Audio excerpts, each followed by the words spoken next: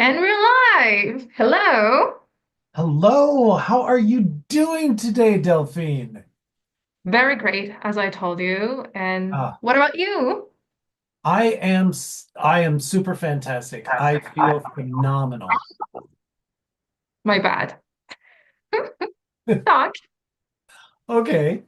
Yes, I actually just got off the phone with one of my sisters and we had a chance to do some we did a Judge Your Neighbor worksheet from Byron Katie. It was very, very fun, exciting, and it brought so much light into our conversation. Well, I think explain to the people what exactly that is, and in connection with what we want to talk about today, it's how we feel today in that changing world. Everything's so fast. Sometimes we feel lost, and yeah, talk about your experience. So today, the thing that I really like about Byron Katie and the work is that it actually helps you get to the truth that sometimes you are hiding from yourself. So, for example, I was I'm dealing with a fellow at work who he talks a lot and he distracts me a lot. And my goodness, I was really frustrated with how much he's distracting me. Well, um, the first question in the work is it true? Is he distracting me? And well, he does talk a lot and he does interrupt me a lot, but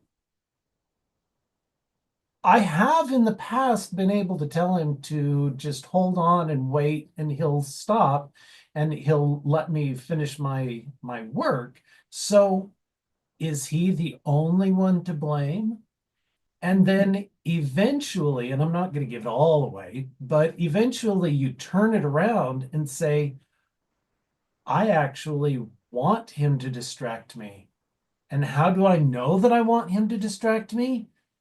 Because quite frankly, I am not interested in doing my job right now. I am, a little bit disinterested in some of the topics.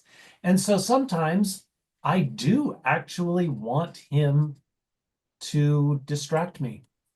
So it's kind of acknowledging our own responsibility in every situation. And yeah, what you're describing, I guess everyone has been through such a situation. Sometimes we distract the others or we let ourselves be distracted. So yeah, interesting.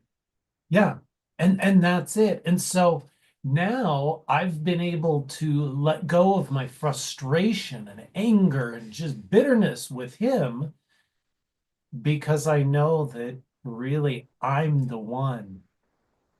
I'm in charge of myself. And I'm the one who wants to be distracted. So really, I was frustrated with myself, not with him. Hmm. And this sometimes can be very difficult to admit. And once, okay, it's admitted, we know it. What do we do from there? And also, tell me about the experience you with the Katie Barron method. So I guess this is a technique to Oh, yeah. really, when you have a difficult situation, let's acknowledge it, and you have a lot of questions, a series you go through. Is that it? Yeah. So there are six questions that you're supposed to write down your answers to. And then there are four questions that you use to test those answers that you've given to the six questions. Um, and it so the premise is that we're not only being breathed in this life, meaning, and this is my personal belief, so meaning there's a soul, there's a spirit, there's a universe, there's something bigger that wants us to be here. Um, I mean, try holding your breath until you die. Good luck with that one. I mean, try, I'm not going to eat any food until I get my way. Doesn't really work. I'm going to drink alcohol until I kill myself. You can't. Your body protects you. There's a power that's protecting you against yourself. And see, and I think this is exactly what I was thinking of, because nowadays it seems that we go through sometimes different mood swings, or we have different pains, the body hurts, we don't really understand. Sometimes it's really weird, and even though you go to the doctor and you just don't understand what's happening, and it seems it's like that force you're describing, there is something bigger that is kind of, I don't know if it's watching or helping us, and it's also it wants our good. And sometimes we ourselves, we are hurting ourselves and we don't realize. And so the body is like, hello, this is an intervention. You cannot drink that much, you cannot eat that much. And this is why it happens with your colleagues too. And it Mhm. reveals something, no? Yeah, it absolutely does. I was getting stressed out. I was getting angry. I was feeling headaches and stomach aches, and I was getting ulcers because my coworker is so inconsiderate and terrible, and he's the source of all evil. Well, but is he though? And so I had all of these thoughts about how things should be. He should leave me alone. He should walk into the room quietly. He should this and he should that. And eventually I should all over myself. And it's because of all of those shoulds that I was so stressed out. And and when I released those shoulds, I feel lighter. I feel happier. I feel less stressed. Do you know how much all of this affected him? Zero. He didn't feel the stress and he doesn't feel the relief. Yeah, it's sometimes, and I think this refers to all that mental activity we can have, and it's all connected with our emotions. And sometimes we feel so angry about a situation or fearful, and I'm a pro, and actually there is nothing really going on. It's just in your mind, and nowadays, and I hear a lot of stories about anxiety and people, and we all have that, but we don't really talk about it. And I think things are getting out, through more and more, because it cannot be kept inside anymore. And this is what I was talking when the body's talking, emotions are talking too. And emotion is making us move. And sometimes when you don't listen, we get stuck because we don't listen. And then you get dis-ease. Yes, because your body's not at ease anymore. Yep. And yeah, I was thinking about the French word, but it doesn't really resonate like this. In French, the word disease is maladie, and it means the wrong, like the wrong is talking to you, the wrong, the bad Wow. talks. Yeah. So, yeah, because you learn through, I've heard something interesting, you learn through suffering. Either you learn through wisdom or through suffering, because Yeah. it makes you aware. Yeah. You well, and growth is the same thing. You grow by study or you grow by pain. Your choice. it's our choice, and but even though you know that at a certain level, you know that, but it feels like you don't really know it. You know, there's a difference between knowing and having integrated the knowledge and lived through and have the experience of something. Or as I can't remember who it was who said it, but it's the difference between knowing and knowing. Yeah, it's like it has It's to go through the and go down. conscious down to the subconscious.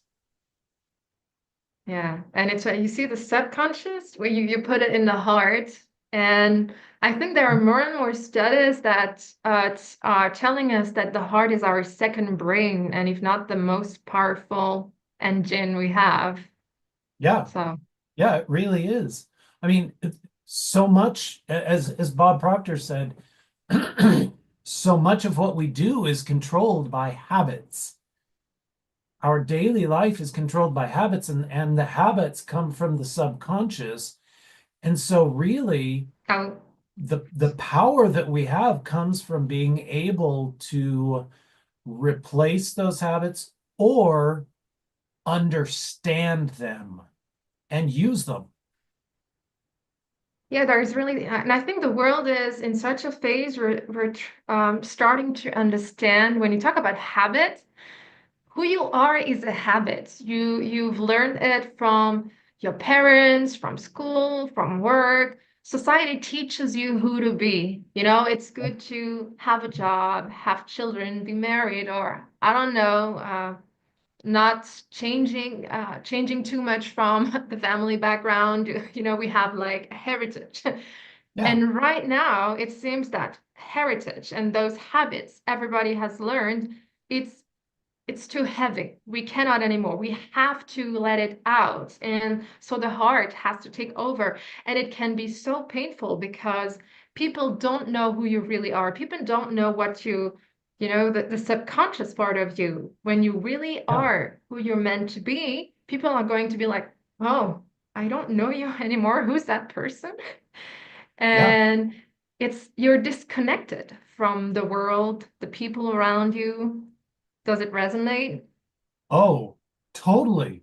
One of my teachers says that the greatest fear that anybody ever has is that they will not be loved for who they are. So what do most people do? They put on the mask. And then, even if somebody loves them, they know that they only love the mask. And so they're scared to show their authentic selves. That's a Brene Brown thing, authenticity. They're scared to show themselves because if they show themselves, they could be rejected for themselves. I think that there's a lot of people pleasing that is thrown away during that phase, and it's really complicated because we're told to be nice, to be polite, and this is also when we get, I don't know, people don't really respect you, and they think because I'm allowed to do that, I take more of your time, or I take from you, and you cannot say no, and this is what see, and there's such a phase. Oh, yeah, yeah, that's 100% correct. I, you said it beautifully. And it's just that it can be very uncomfortable, and you also have that guilt of, oh, saying yes to yourself means sometimes saying no to the outside world, to other people. But and I remember there is a French he is also he's an expert like in emotional um well-being. He says, be be true to just be yourself. Don't be nice. Be yourself. And Oh, sometimes it means saying no, I'm not available for you. well, and that's the thing. Saying no to one thing is actually saying yes to something else. And saying yes to something is actually saying no to something else. And so you have to decide. And it's really a matter of priorities. What are you willing to say no to so that you can say yes to something more important? Because if you say yes to everything, you're also saying no to a lot of things. And this is directly connected to what do you really want? Because this applies to relationships, to business, to family. And imagine you have two job offers and, or I don't know, you have two people interested in you, and which one are you going to settle for? And are you able to say no to both? Because actually, none of the those opportunities are really opportunities, and have Yeah. faith that the right opportunity will present itself. And I've had many situations where I was presented with something, but I said, oh, that's nice. Most people would love that. And I was like, but I don't really resonate with that. That's not for me. And I said no. And it was really difficult sometimes. But then what happened is that something so much better presented itself. And sometimes, we have this situation. It's not like it looks like tests, but it's that's how do you really want this? And if yes, trust that it will happen. If it's for you, nobody can take it. That's the lack mindset, actually. Yeah. Yeah. No, all of the personal development, self-help literature says figure out what you want and then say no to everything that isn't what you want. And now it takes a while. You have to actually figure out, what do I want? Do I want peace in my life? One of my mentors, Darren Hardy, said, I wanted to be like Sir Richard Branson. I wanted to be a trillionaire. I wanted to have all of this. And then I discovered he has over 40 lawsuits going on him at any given moment. And I said, I do not want that. And so, you know, Darren Hardy thought that he wanted to be successful like Sir Richard Branson, but in reality, Darren Hardy wanted to be successful like Darren Hardy. And, just like you said, sometimes you have to turn down a good opportunity in order to get to the great, the optimal, the opportunity that's best for you. Hmm. And this is so much not what we're taught, We're taught to, yeah, settle for less, because be grateful because not everybody has that opportunity. Yeah, this is kind of the Yeah. mindset we're taught around the world, because you're in the States, I'm in France, you can relate. Oh yeah. No, it's the modern mindset of you've got to make money and you want to make as much money as possible, and you want to do it in a reputable business. Um, the number of stories that they tell of doctors who wanted to be bus drivers and janitors who wanted to be kings, or whatever it was, uh, that you you have to figure out what you want, and you only get there by saying no to what you don't want. That's absolutely true. But sometimes you will become aware of the fact that you actually don't really know what you want, and you will have to figure it out. And just like I never thought I would be doing this with you, today, discussing such topics online, or be an entrepreneur. I was so scared of that, and I said, no, I never do that. And look, and today it's thriving. I mean, I've never felt better in my professional activity. And because you never know, and you have to experience, sometimes say no, and sometimes there is someone who suggests something and like, no, never. And actually, well, it's actually something you'd enjoy, but because you have those habits, the mask, and you think you're that person, but actually you're not, and it's difficult to, oh, am I really? Yeah, is this okay? I can enjoy that. And it just can be difficult, acknowledging the things that are inside of you. See? No. Can I give myself permission to be in a happy relationship? Can I give myself permission to be wealthy? Is that even is that even possible? Or have I been taught that I'm supposed to be miserable because that's how my parents were? And so, that's I guess what that's what my self-image tells me I'm possible is possible for me. The importance of, yeah, that self-image that's built in the subconscious mind. We're not even aware of it. And this is also why we face difficulty and yeah, difficulties after difficulties, and it can be very exhausting. And this is why sometimes we have to stop and say, okay, why is this happening to me? Because as long as we continue and like, okay, and this is also the culture of hard work and facing obstacles, and of course it's good to have that attitude, but at some point it doesn't work anymore.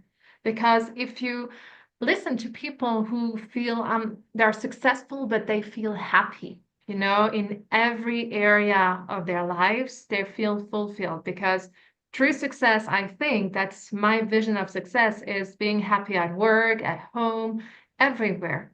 And when you listen to those people, um, they don't want to face obstacle. They love challenges, and they're going to question themselves, and really they're going to go inside when they have a difficult decision to make. They're not going to ask around, or they're just going to be with themselves. Shall I do this or not? And it all comes from inside, actually. So a thought just occurred to me as you were talking. And I know pianos better than I know guitars, so I'll use that.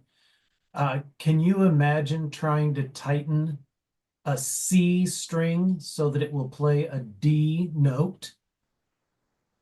Can you imagine the amount of stress that would put on that string? I mean, that's the same idea as you trying to be something you're not to please somebody else. That's going to put you under stress and tension. It's going to hurt all the stinking time. Yes, It's because too you just, tight. it's not, yeah, because that's not you. You're not supposed to do that. And this is sometimes why it hurts. And because also sometimes you need to realize you can do things differently. And it's like follow the joy. But to find joy, sometimes you must go through hell. And this is not taught either, because we don't want to see that, don't want to face that. You know, okay, so I have to bring politics into this. Um, Here in the Okay. US, we're undergoing a lot of pain right now. And one of the things, because but the audience may not, I'm a horticulturalist. So I work with plants all the time. And in fact, yesterday, I was over at my mother's house pruning her apple tree. And it was so difficult to prune off some of these branches that I knew were going to hold apples this summer. But the branch was growing in the wrong direction. It was doing the wrong things. It was where it shouldn't be. It was doing what it shouldn't be doing. It, it, and it had to go. And I walked away from that tree thinking, oh my goodness, this looks like a naked cat. It just looks wrong. It looks silly. It looks so sad. Do you know what that tree is going to do this year? it is going to be healthier and happier than it has been for years, because it's not gonna have branches rubbing against each other. It's not going to have fruit that's trying to grow, on the side of a branch that's straight up. It's going to be a much healthier tree because it has been pruned back.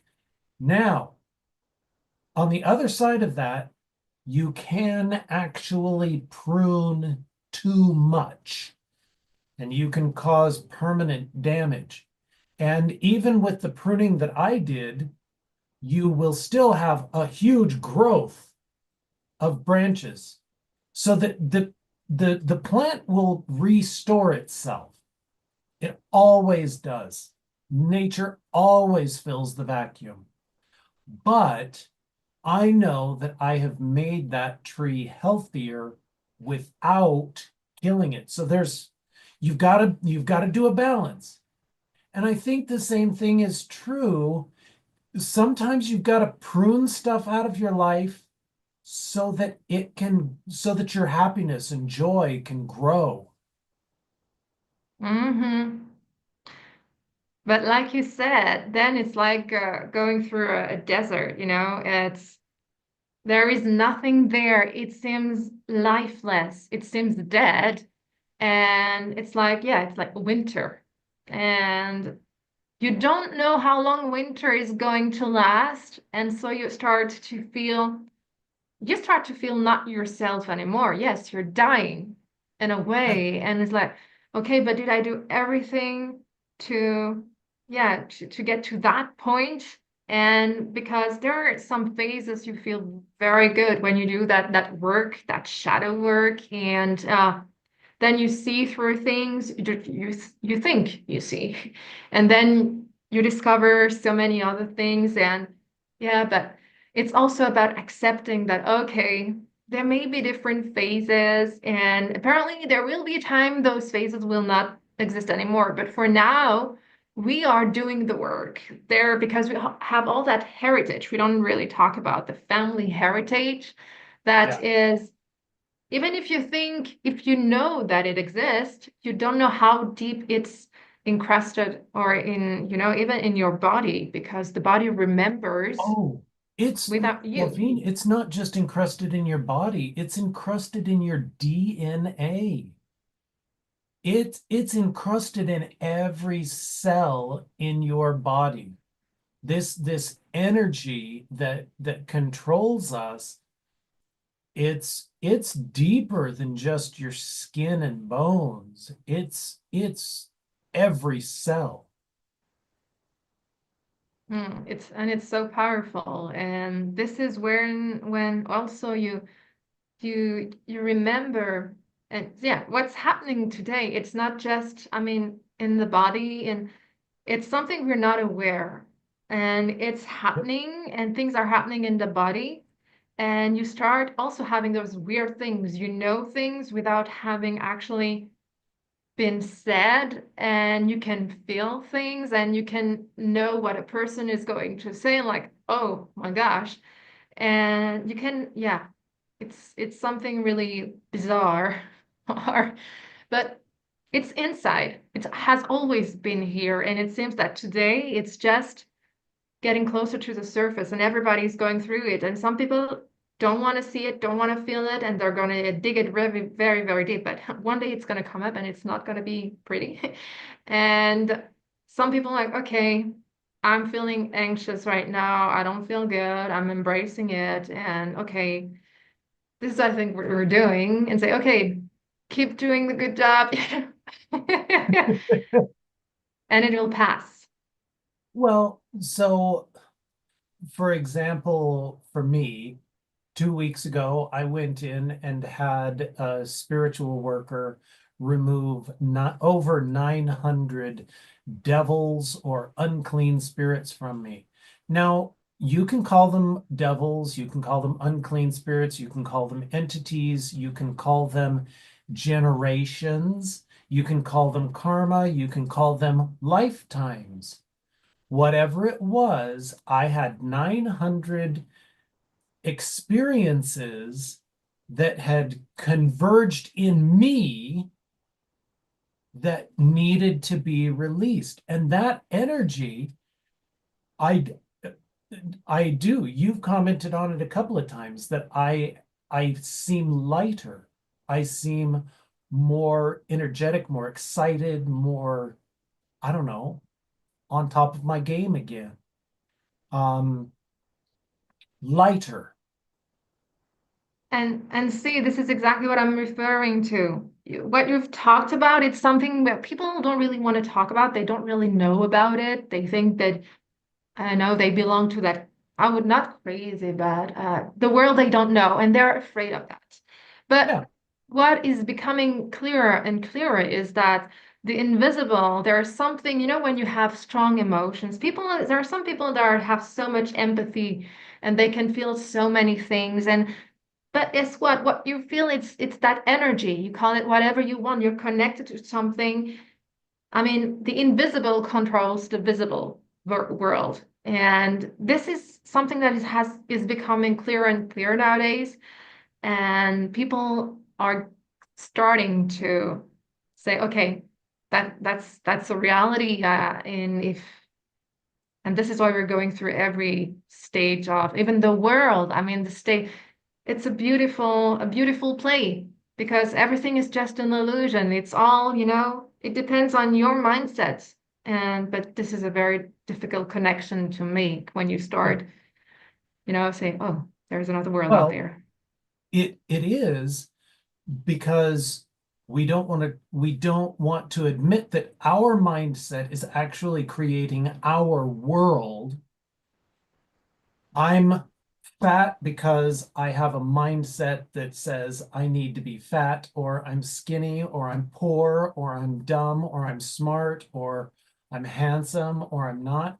Um, all of these things are playing on each other, but I control my world if I am willing to take responsibility for it and learn how to take care of, create, and prune my world. If I stick my head in the sand like the ostrich and say, "Oh, it's everybody else's fault. They made me feel bad. They made me feel good. They made me feel inferior. They made me do it." Whatever. Um, And yeah, no, they can't make you do anything. They can't even make you feel anything. no, but this makes me think of, for example, when we all experience that. There's that person that, I don't know, you go out, for example, you're in a bad mood and you don't know, you go to the supermarket and then a stranger makes you laugh and he's very kind and this can light up. And just like this, actually, you have the power to do that to yourself. But this is a long way to go because even if when actually the biggest issue is that when you have that storm of emotions, it's Mhm. it's complicated to get out. And when you go to people who have been working on that, who understand energy, they will tell you you can change that just like this. You can switch your energy, your mood just like this. But Yeah, I guess it's like a muscle that has to be trained over and over again. absolutely. It is something that you have to be willing to train into your mind. I remember all the time back in 2008, no, 2015, when I started doing this work. One of the things that I needed was I was underemployed at that time. And I would write out this affirmation. I'm so happy and grateful now that I'm working with a company that I enjoy working for, that respects me, with a team that is very collaborative. And I would repeat that. I am so happy and grateful. I am so happy and grateful. And it fell flat. And then somebody said, you've got to add emotion. And I said, well, what emotion can I do with that? I'm, I've never worked for a company that feels that way. And then somebody else said, you've got to take any positive emotion and infuse it into that space. And so I actually went back to a time that I went to a roller coaster in northern Idaho, and it was a fun day. It was so much fun. And that for some reason was an emotion that I could bring in whenever I wanted to. I could remember that emotion and feel it. And so I started saying my affirmation and feeling that emotion. And it wasn't too many months. Well, actually, it was several months before I got a job that I actually really enjoyed. And people were collaborative, and I felt like part of a team. But I had to practice because most of the time my practice was, well, that's wrong and that's wrong. And I can see everything that's wrong, but I can't see anything that's right. That's just the training.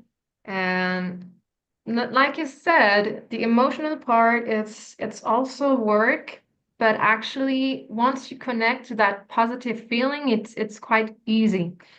And one of the lessons that I think I understood those past months, I think I've had a lot of storms, and paradoxically, I have embraced those storms and said, okay, I'm feeling that way. And I didn't feel like doing certain things. I didn't do them.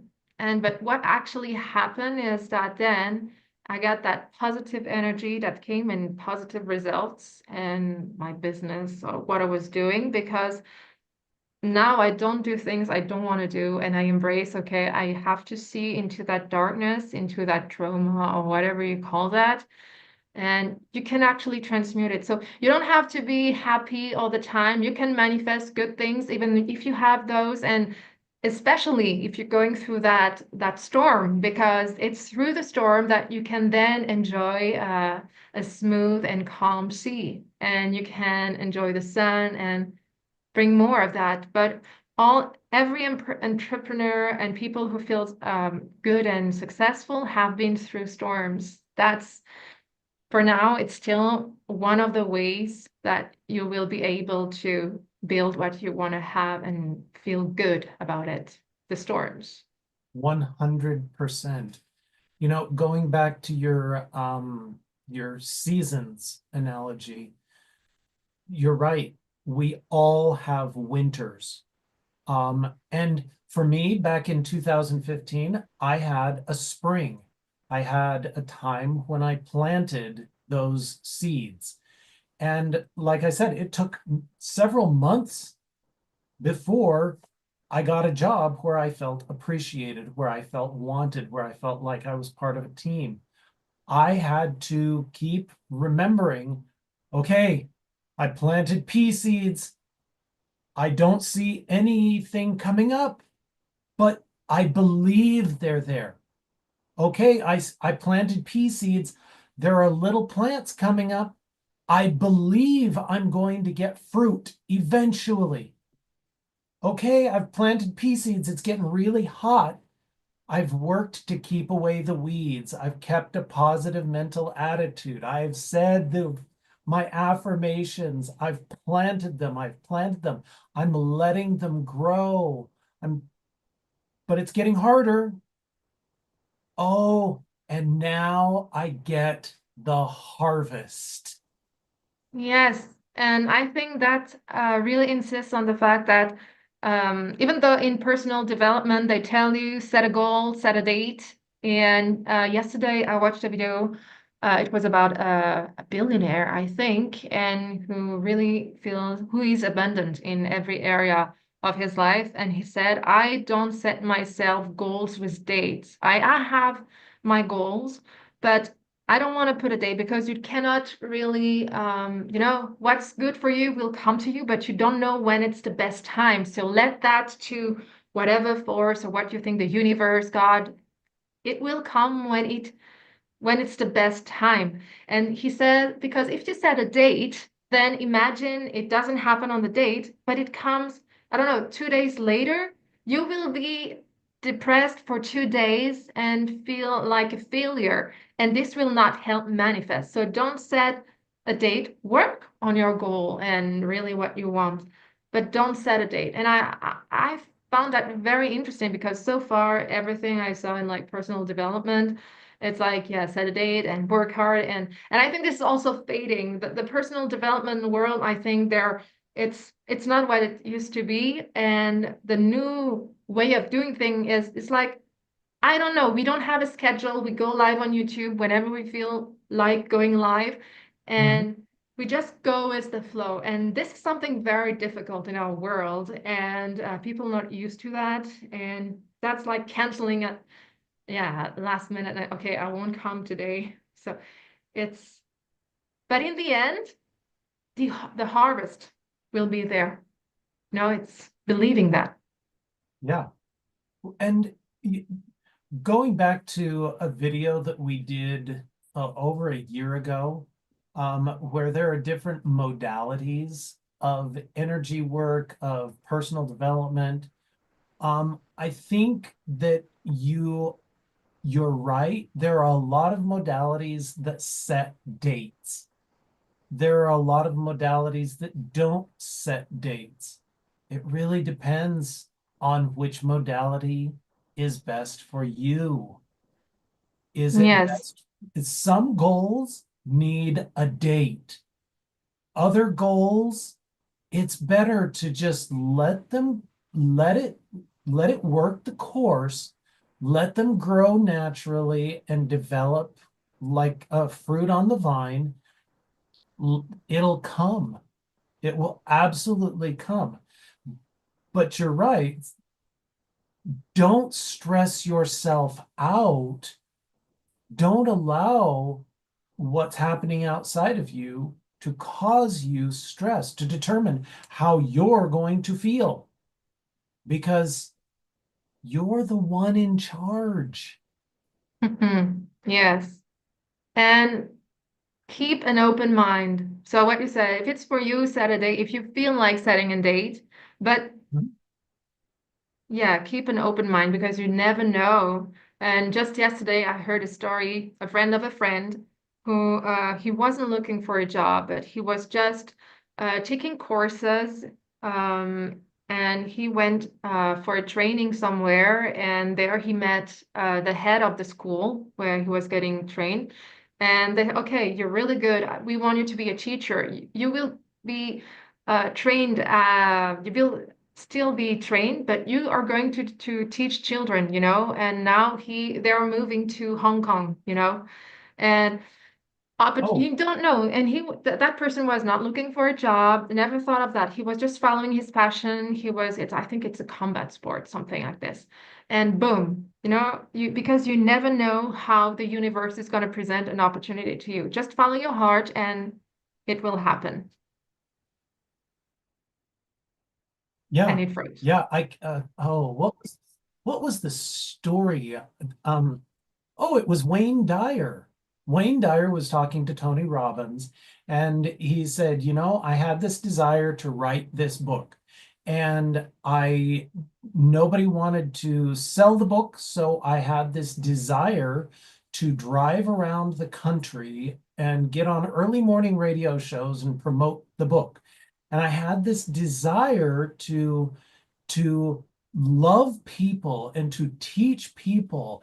And I always did it with the highest integrity possible.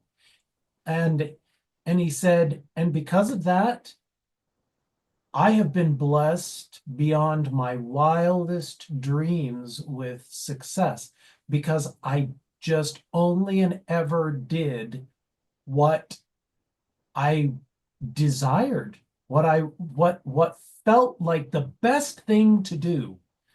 Now, I will warn you, and this was a part of the story that really kind of frustrated me. I've heard another uh, portion of that story, and that is that people have mentors. He had a mentor who helped him figure out what he desired. I helped my sister figure out and go through her Judge Your Neighbor worksheet. Um, Bob Proctor has been my mentor, and he has given me ideas. Oh, I should write a gratitude journal. Oh, I should write down affirmations. Oh, I should write with my left hand. Oh, I should do these things. And I've done them for years at a time. But I had to have somebody who was outside of me who could help me acknowledge, hey, you're in winter right now. Just rest. Hey, you're in summer right now. Now's the time to work hard. And I needed that help. I needed that support. I needed that feedback. Wayne Dyer did not feel all of those things on his own. He had help. And this is why there are those relationships, and the mentors are very important. I mean, we it's also be willing to get help, because people, they have done what you want to do an entire life, and they have so much experience, knowledge, and this is why you pay them too. And this is also why you get, I don't know, a mindset coach, why you get an English teacher. And because, yeah, you can, all the knowledge is out there, but what you need is really it's advice, it's motivation actually. To keep Mhm. motivated, you need people. Just what we do, we keep each other motivated all the time. That's why we meet every Sunday, and it has been lasting for now 5 years. We never stopped. And I think that's the key to yes, to making progress and just being who you are, because you help each other out. And Well, and you reflect. You show somebody, hey, it is possible. You show somebody, hey, I understand you're feeling bad right now. Take a break. It's okay to go through winter. It's okay to go through summer and work really hard. It's okay to enjoy the harvest of autumn. And it's okay to really struggle in the hard work of planting in the spring. It's okay. it's okay, but this is always what I remember. I think Bob Proctor said it. It's okay to struggle, even though this is something we can understand. There is no real struggle, but the most important thing is never quit. And this is also what I tell my students. You know, learning a language, it's a marathon, and of course you can take breaks, but you have to come back. And this is the difference between students that are going to make it and those who don't. They don't have the mindset. They, at the slightest obstacle, they're going to stop. They're going to get disappointed. And this is why we're here to remember it's okay. I have done that before. It took me, I don't know how many years, just to feel at ease talking like this, you know, with someone. It's not my native language. And, but Mhm. because it's been 20 years, because I'm passionate about English too, but never quit. Make mistakes. We don't care. Just never quit. Learn from your mistakes. And you have to have that will. You know, you want to feel good. You want to be who you really are. Just never quit. Well, Mhm. and that is you've made a really, really good point. Too many books make it seem like it's a sprint, that personal development is something that you do. Changing your mindset, changing your subconscious mind is something you do in just a paragraph and a half. No, you talk to anybody who's done it, it's 6 years, 6 months, 60 years that you're working on it, it's a marathon. And once you realize, oh my goodness, it's a marathon, then you follow the rule of you can go fast by yourself, but if you want to go far, you need a team. And Hmm. you're part of my team. Yes, we're a team. You're a team because we want to go far. Yes. So find your team, guys. Yeah, really. And join us. Why not? All right. Okay. I think we can leave on that. It's been almost an Okay. hour already. Yeah. So, Thank you mhm. so much. I really Thank enjoyed today's conversation. Yes, me too. Thank you, Neil. I'm gonna disconnect now, and who knows when we'll be back. When we will be back. I'm sorry, I'm tired. We'll be back when we come back.